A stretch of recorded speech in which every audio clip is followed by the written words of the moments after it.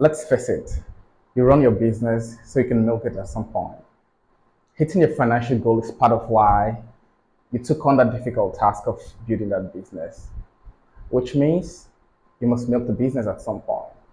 But the wrong timing for milking the cow can stunt or kill it.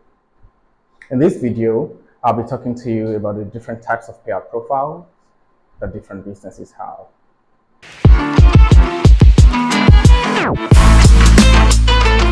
From the early days, when you're looking for problems to solve, one important component you must pay attention to is the payout profile of the business you're creating to solve the identified problem or capture the market opportunity.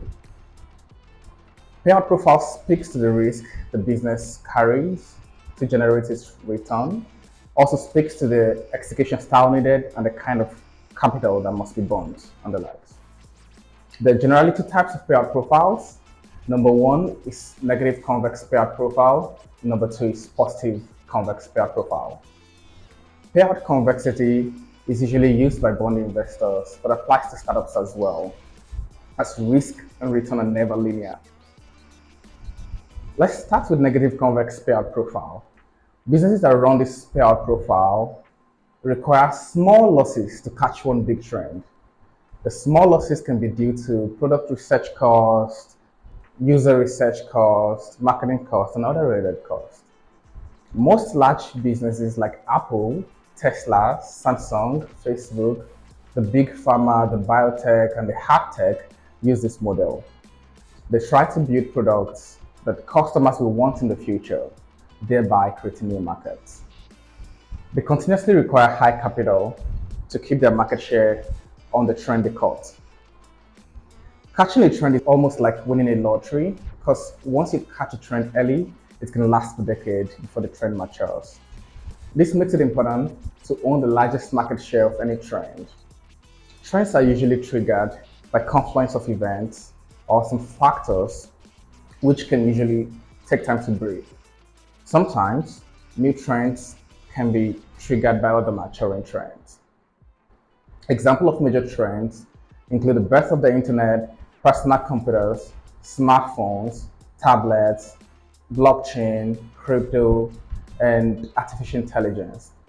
On the flip side, positive convex payout profile delivers many small and tiny wins before a large black loss shows up. Example of this type of business includes fintechs, insurance, lending, banking, SaaS, shipping. In this model, you're possibly playing an efficiency game where you compete in an existing market. You only require high capital to set up, but not to operate, compared to negative convex models, which constantly requires high capital to operate. Let's talk about defensible modes for these models. What creates a defensible mode for a negative convex model is the size of your war chest to fund R&D talents that are constantly looking for new trends to catch.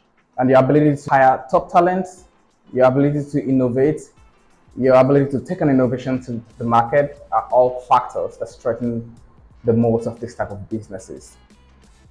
On the flip side, what creates a defensible mode for positive convex model could be deep customer relationship, licenses, and regulatory covers, and things that don't usually scale very well.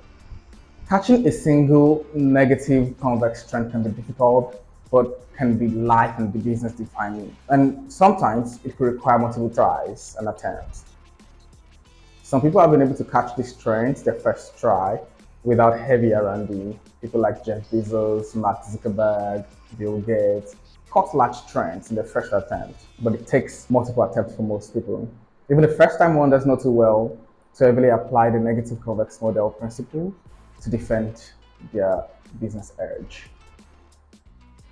On the other hand, the positive convex model tends to be highly profitable, boring businesses where you don't necessarily need a lot of bleeding edge innovation, luck, or talent to harvest premium from the market. While those are still important, but you will succeed with lower firepower in those areas in comparison to a negative convex model of business. I would advise you to spend some time to think about the payout profile that best describes your business. how to sustain your edge, and how to defend your moat, and what kind of investors you go after. You may want to explore a positive convex payout profile if you're just starting out or building in an emerging market where capital is not surplus. If you have existing exits or you think you can confidently source capital, you can go after negative convex opportunities. Negative convex models. You can start making away once you catch a large trend and you have a product market fit, you have customer success and positive unit economics.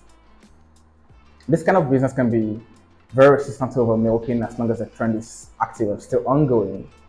This can sometimes hide inefficiencies in the business. However, for positive convex models, you have to be super conservative to prevent a risk of bankruptcy as a single blackout loss or events from the regulator or macroeconomic factor like interest rate and other things like that can create massive volatility and wipe profit from the business. This makes this type of business very sensitive to over milking. And then you're milking, never try to milk from capital raised from investors, but instead pay dividends to shareholders or bonuses to operators based on revenue generated and retained earnings only. Well, that's it for now. Catch you on the next one.